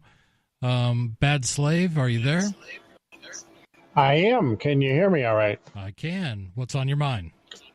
Well, thanks for taking my call. And a welcome, Bob. We haven't been introduced, I don't think, but you guys are married, you and Melanie, right? Yes. Thank you for clarifying that. I did not want anyone to get the impression that Bob and I were married. Not that there's anything wrong with that. Yes, well, we're just friends. And congratulations on your marriage and anything else you may have going on. Well, we do have a kid coming up in August. That's a big deal. Yes. Yeah. My son was born in August, by the way. Awesome. On the 20th. Most people 25th. are. And I'll say 1/12 of the population on average was, too. I guess not most had people, but some more friends. than every other. Anyway, to get to the call, the 25th Amendment thing is just a joke. I think that the Democrats and the progressives and the leftists and the liberals and the whatever they want to call themselves, are watching Trump actually, kind of blow the doors off of, getting stuff for their base done. Not for my base. My base would, have more like Adam Kokesh jumping in there and shutting down the federal government. But I guess that's probably a little too much to wish for. And anyway, so I see what's going on, and, we're about to take care of the problem that's been plaguing us and what for problem, 50 years in Korea, and they're dealing with all kinds of, probably bad trade deals. He probably knows what he's talking about there. I'm not sure about all that, but the economy certainly seems to the stock market seems to be doing quite well. Well, I got a question for you. Since when is how well the stock market is doing been a reliable indicator of how good the economy is? Well, it's not. I mean, the economy is actually, crap, and I get that. I'm not just, I get that. But anyways, the point I'm trying to make is that these, Democrats they're hating the fact that Trump is actually doing well, and I think his numbers are going to continue to improve, and in spite of I think a whole bunch of monkey wrenching that's been going on in the background, not only by Democrats but by Republicans that don't get along with Trump, and they don't want Trump's success any more than anybody else. Just so we can look at some numbers and we can put this in a little bit of perspective, his approval rating is somewhere around 43%, according to Real Clear Politics. That's they poll a whole bunch of different sites. They keep an eye on these. It's recently taken a bit of a upturn. It looks like since the State of the Union, but will that hold through the next circus? I don't know. But will you argue that your argument is that he's done a good job? Well, no, that he appears to be doing a better job than Obama, than Bush W, than even Clinton. I don't know. I mean, I think that going with a $22 trillion debt, is crazy. But I think the debt is a purely manufactured thing by the Federal Reserve and everything else. Well, I mean, of course, the real solution to the debt is, most of it's owed to the Federal Reserve and whatnot. We could just repudiate most of it, and really it's the politicians' debt, so we can just sell them off to pay what's left of it. It's really not even necessarily the politicians' debt. The solution to the national debt is to take Jerome Powell and commit crimes against him. The other alternative, we all need to embrace. Can you turn down? Do you have a speaker going on in the background? I'm hearing a little bit of feedback. But under modern monetary policy, which is the new buzzword, this is basically, it takes Keynesian economics that says debts are okay, debts are good, and says, but we still have to have some respect for economics. And it throws away that whole respect for economics out the window and just says, call it what it is.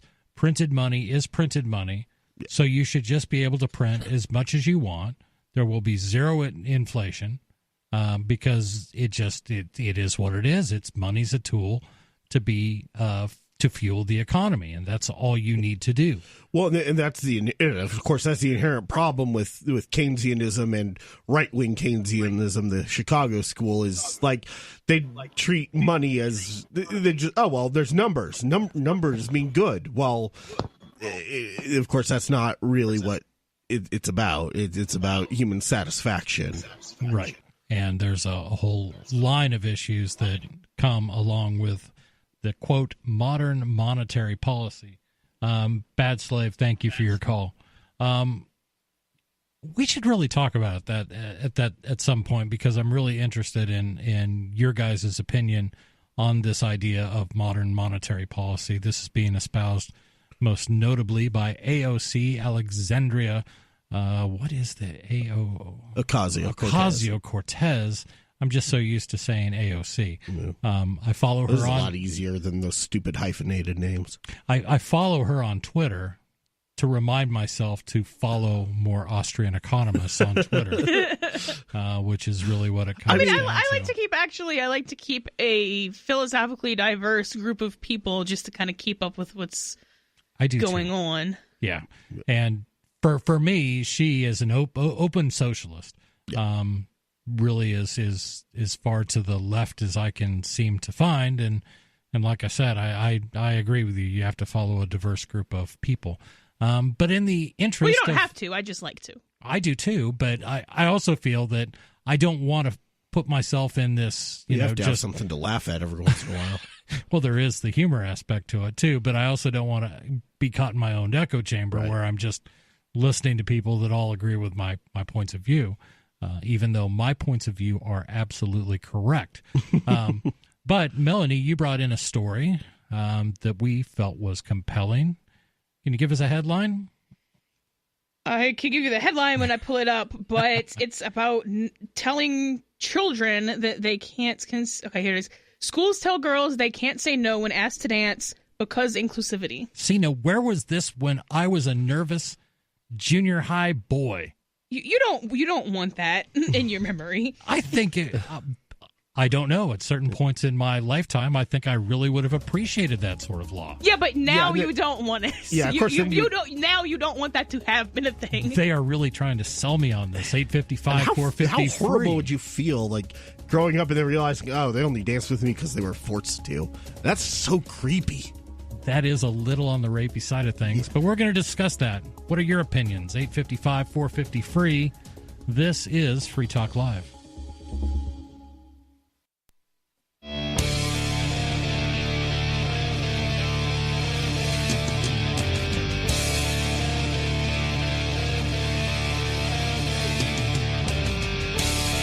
This is Free Talk Live, and we're live with you wherever you are.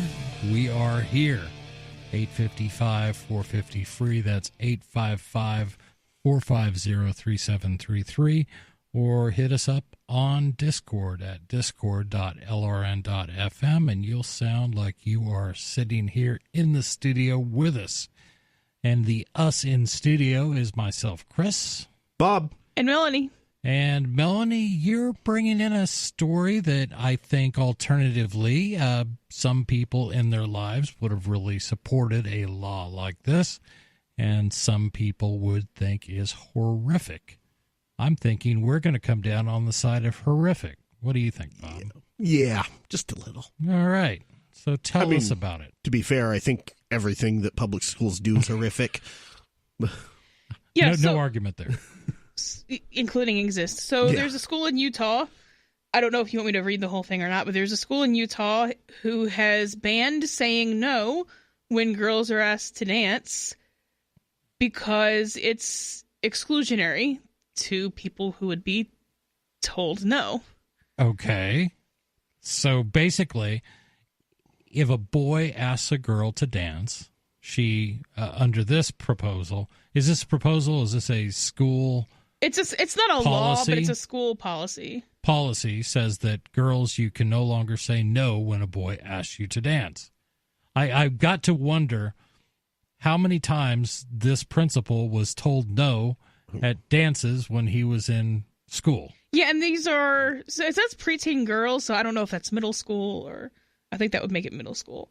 I think so. So it's kind of creepy they have dances in the first place, but they apparently have mandatory dances. Mandatory. So you have to. Well, I don't know that you have to go to the dance, but if you're there, you can't say no. You can't say no. Okay. And the parents, because they're not completely psychotic, only mostly psychotic, are complaining about this. Yeah. Understandably. I mean, so frankly, given that principle, I tend to, I mean, statistically, this is a huge problem in public schools, but it's certainly setting off my pedo alert. Right. So again, I mean, what do you think? 855-450-3733. Should girls be required to dance with whoever asks them to dance? This is such a silly thing. I mean, who came up with this? Do we have any principal? Somebody who doesn't believe in self-ownership. Obviously not. I mean, most people don't believe in self-ownership. They just don't quite take it to its logical conclusion. Yeah. No kidding. But do they have any details on this? Is there a name of the town or? It just says a Utah elementary school. Elementary. What? Oh, yeah, definitely. This guy's definitely a pedo. So, yeah, but some elementary schools go to like 8th grade. Maybe. I don't know. Different parts of the country I've been in, where I grew up, it was referred to as junior high was grades 6 through 8. And different areas, it was middle school. And sometimes there was, plus a year. Sometimes it was 7 to 8, 7 to 9. I don't know. High school's usually 9 to 12. I get that part. But what school was having dances in elementary school? I think like K through 5. Maybe. Yeah, it's yeah, but I mean that was a while ago, so I mean I'm sure they just keep pushing it back and pushing it back. Is this another age thing you're bringing up with me, Melanie?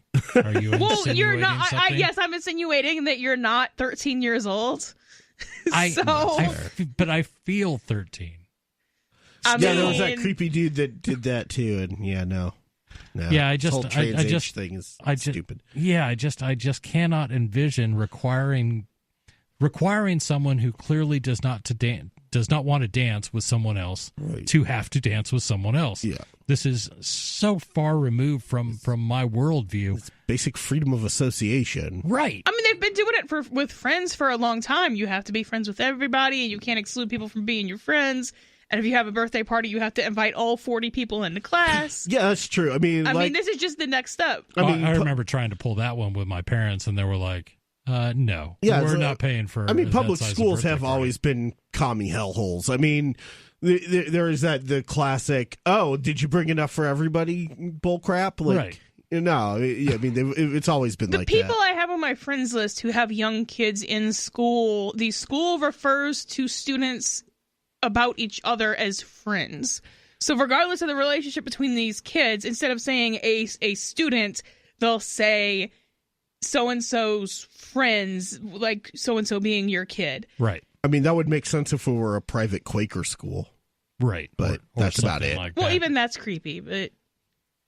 We do have a caller who wants to talk about bad rules. David in New Mexico, watching us on YouTube. You're on Free Talk Live. Hey, were you talking about Rod Rosenstein and Melissa Schwartz earlier? You're breaking up just a little bit. Yeah, if it sounds like I'm calling you from inside a tin can, it's because I am. The volume is so low on the phone hold that the can. If I put the phone in the can, it amplifies it, and I can hear you better. Well, you're better now. So anyway, yeah, Rod Rosenstein, Melissa Schwartz. Yes. And what Melanie said, bad rules. That's right, bad does rule. And I agree with you. I've said that for years myself, that the reason that our country is messed up, and I use the word messed because I can't use another word, is because the game has been rigged against you in the form of the rules, and they're beating you by playing you with these rules, and they're going to continue to beat you and beat you and beat you, and you'll never defeat your government, the powers that be, until you change the rules. Do you think they're just trying to beat us down to the point where we just quit even objecting? That's how it seems to me. Yeah. Well, that is. Yeah, I don't really know what their methods are that they're devising and trying to implement. Well, how about their end game? What's the end game? Yeah, that's the point. The end game is the same end game in all through humans. Is they want to dominate everything that they can possibly dominate. Every human has that natural instinct, and some act on it more than other people. Some people are able to control themselves, but there are enough psychopaths out there that, like I've said this before, if it's possible to do it, for instance, the old thing about ruling the world, it's kind of a joke, like nobody could possibly rule the world. But if there's the slightest chance that somebody or some group of somebodies could control the world, there are psychopaths out there that will dedicate their lives to it and every resource they can possibly muster to attempt to rule the world. And so, by definition, that means that there are people that are trying to rule the world, and whether it's the city, the county, the state, the nation or the world, I guarantee you that there are psychopaths that, and you're not going to disagree with me if I've been listening to you correctly for the last how many years, there are psychopaths that are going to try. And because they've over the 200 years that the country has been in existence and the millions of years or hundreds of thousands of years that human society has been in existence, the same thing has been going on, and they've been slowly perfecting it and tightening the noose and screwing down the vice on your private parts, for these. David, thanks for the call. No argument there that the government, the more intrusive it gets, the more intrusive it wants. The more power it gets, the more power it wants.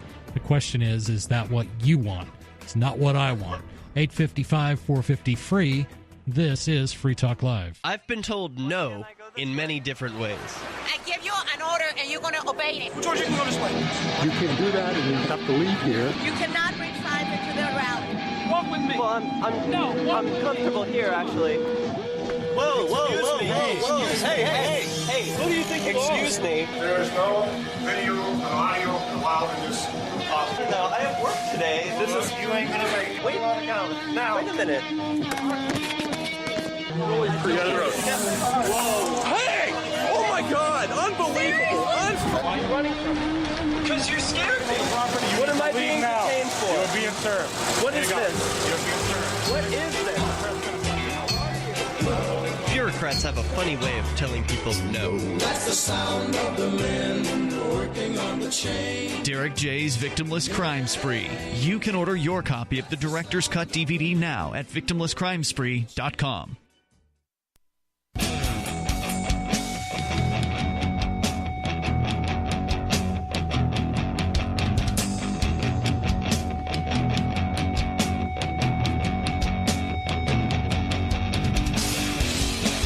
This is Free Talk Live, 855-450-FREE, eagerly awaiting your phone calls.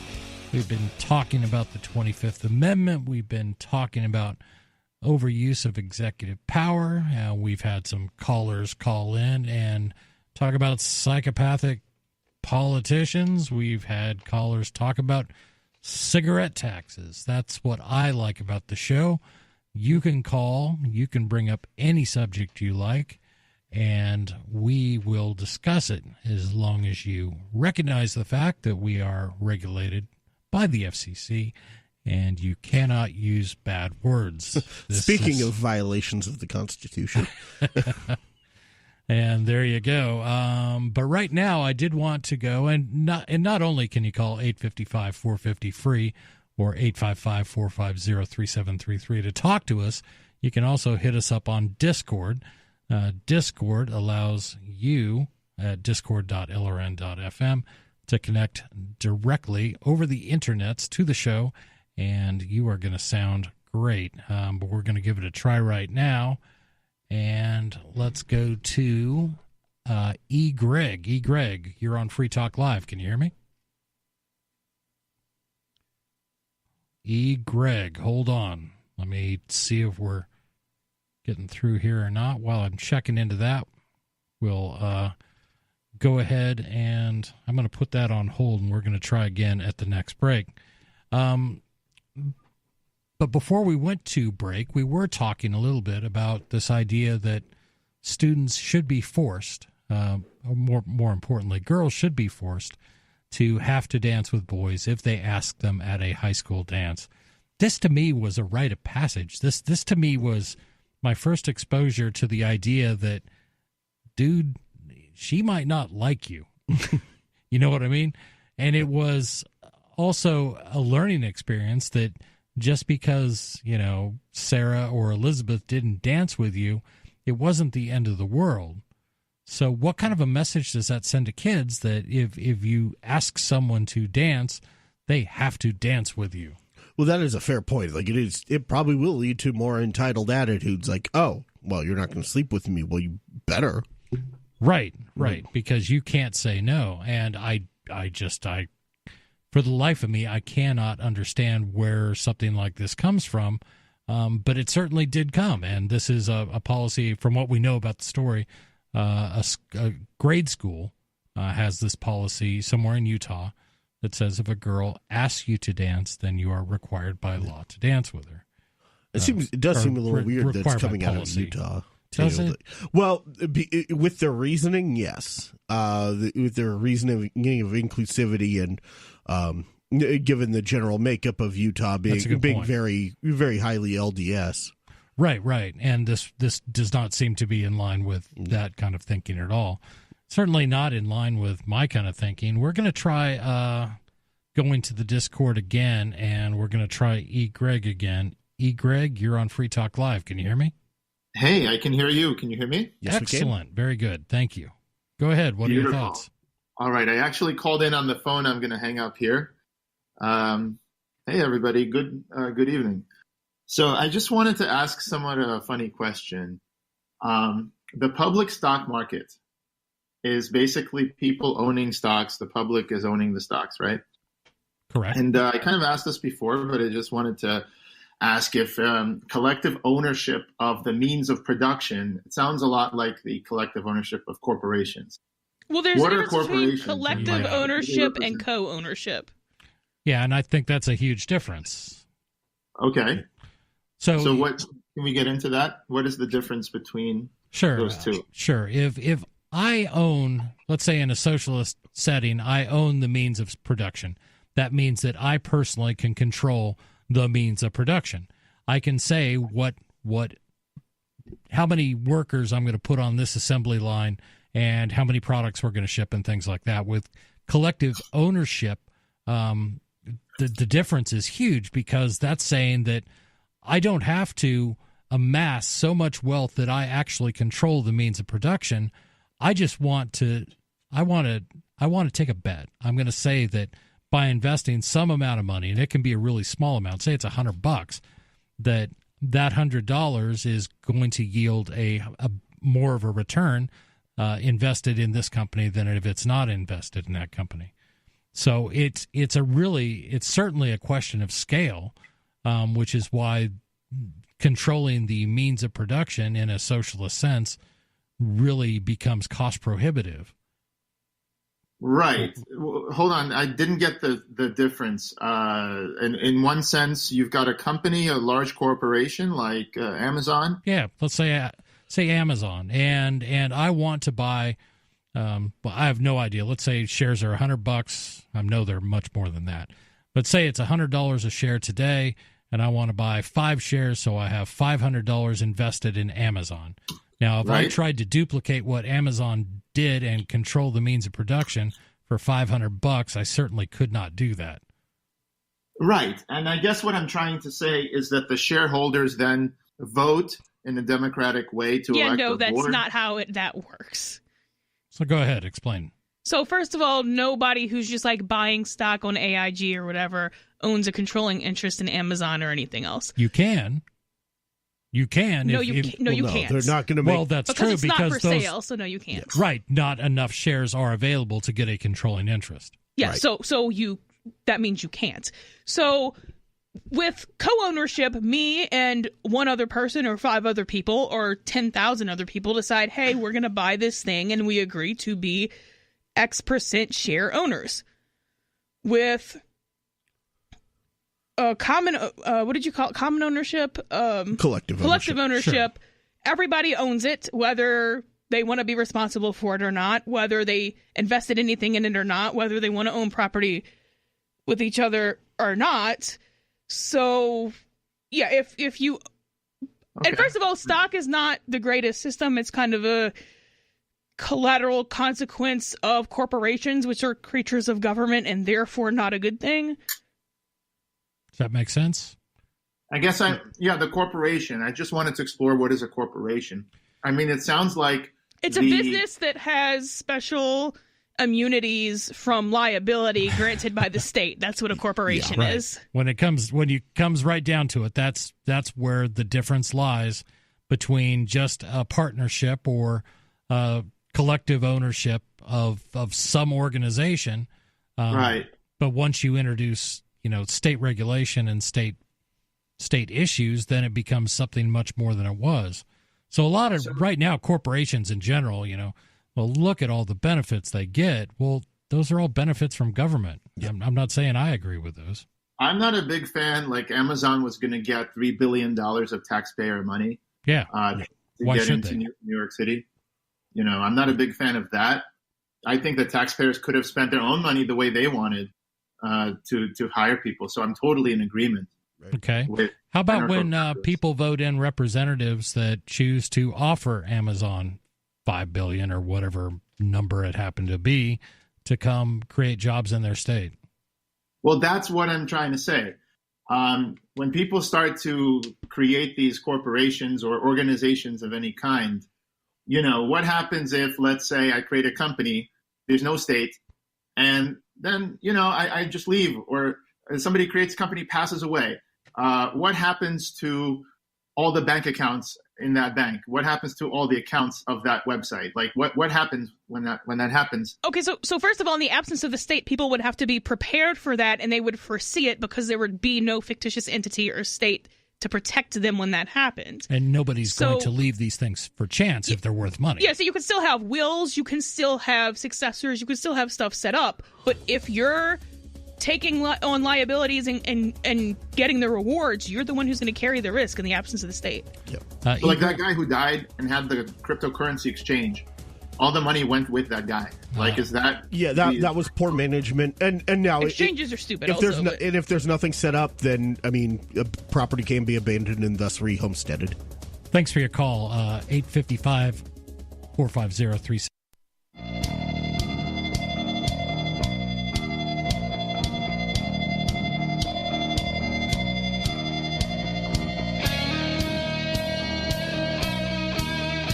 This is Free Talk Live, here to hear from you.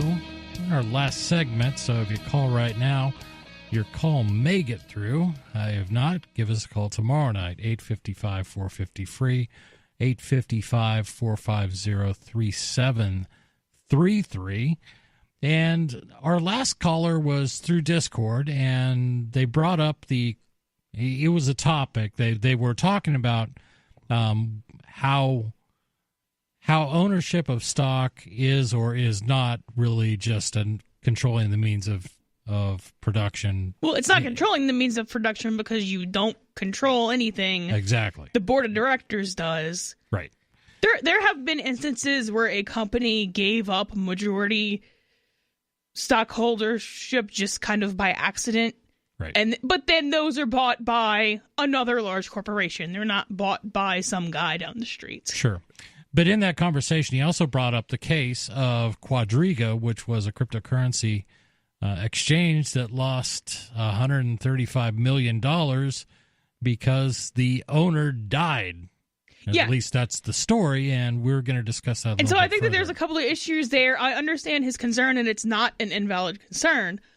So, first of all, exchanges are kind of byproducts of the state. You don't really, because in the absence of the state, you could just hold your own keys and trade with whoever you want and not have to worry about any of the paperwork. Right. And to be clear about that, here's how, and when we talk about Bitcoin and cryptocurrencies, there's a basic way that you control that wealth, that money, and that's through public key encryption.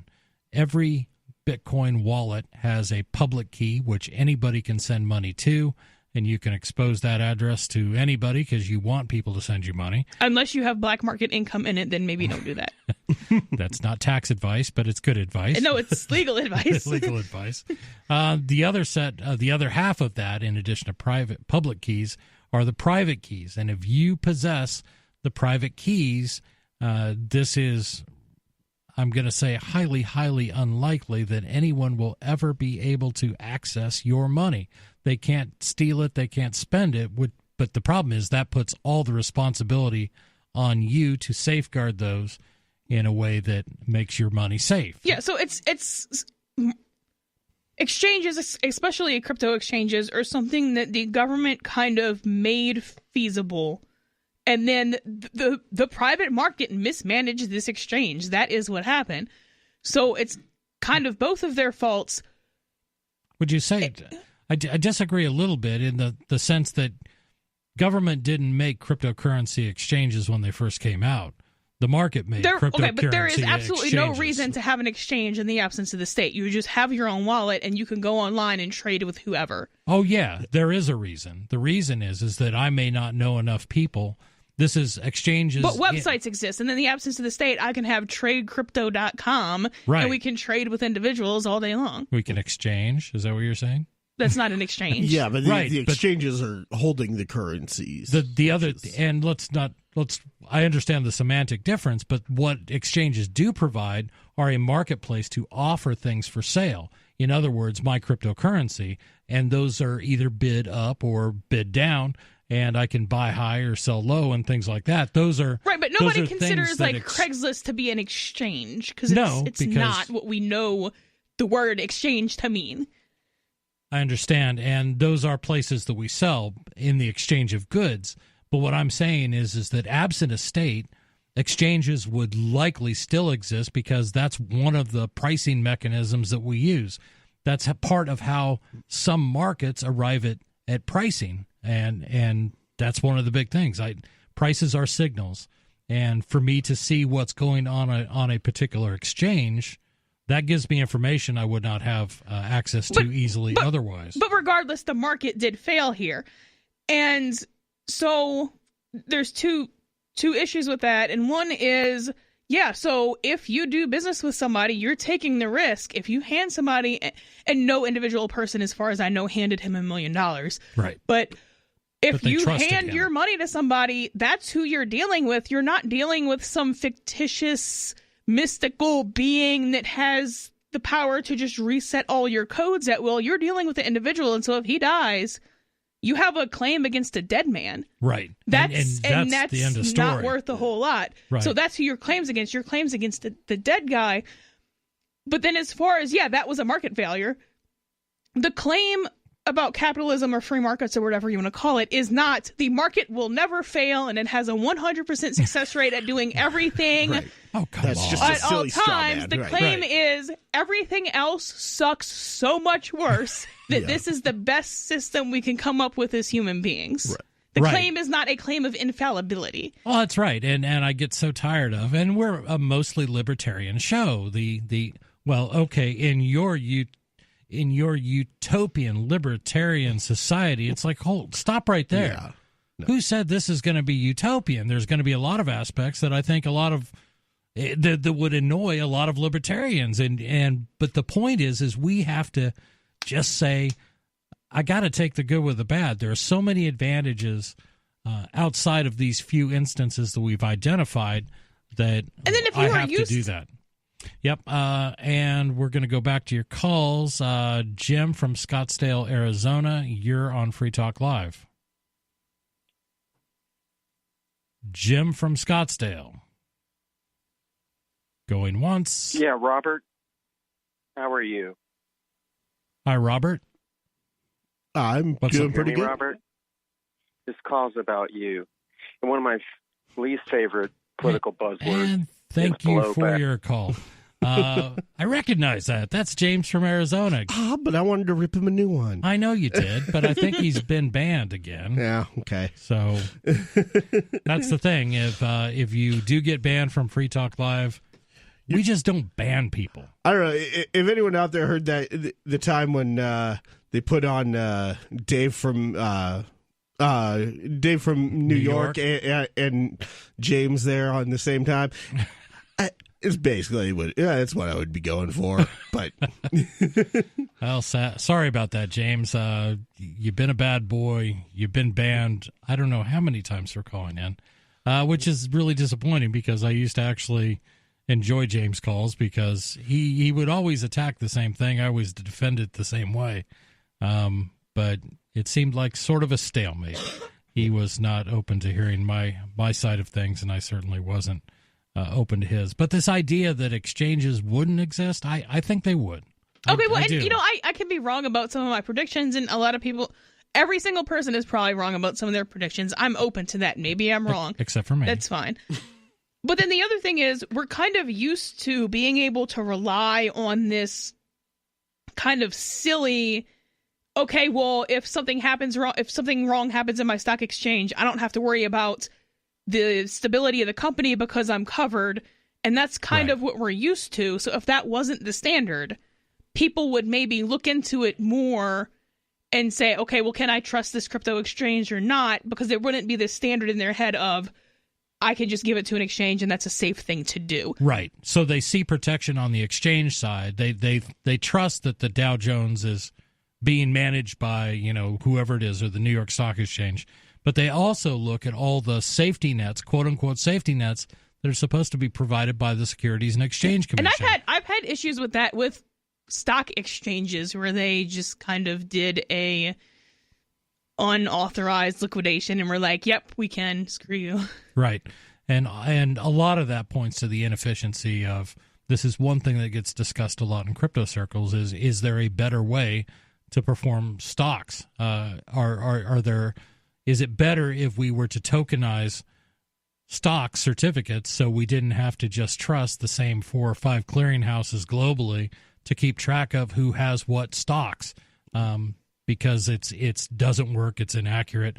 Dole Pineapple, Dole Foods, Dole Fruit, whatever it's called, did an audit, and they found that they had something like 17% more stock certificates in circulation than the company had ever issued. Because if you think about it, you know, stock A is sold to broker A, who then passes it to broker B, but it recalls 5% of the stocks, and broker D sells it to broker E. They just lose track of it. It just doesn't work. But that's all the time we have. You can find us every night on Free Talk Live, 855-450-3733. Give us a call tomorrow night. We look forward to your calls.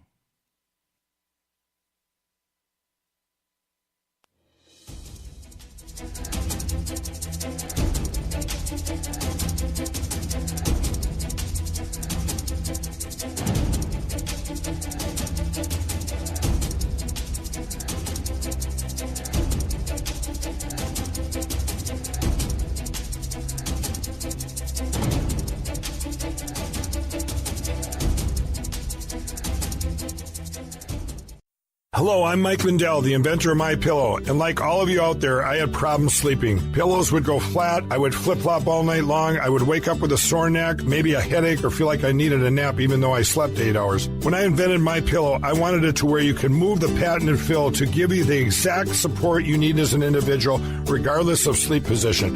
MyPillow will get you into that deep sleep faster, and you will stay there longer. It's not about how much time we spend in bed, it's about how much of that quality sleep we get. I do all of my own manufacturing right here in the United States. I have a 10-year warranty. You can wash and dry MyPillow, and I give you a 60-day money-back guarantee, so you have nothing to lose. And here's Mike's best offer ever. MyPillow is now offering 50% off their 4-pack special plus free shipping. Go to MyPillow.com or call 800-951-5617 and use promo code FTL. That's 50% off plus free shipping. Don't delay. Order now.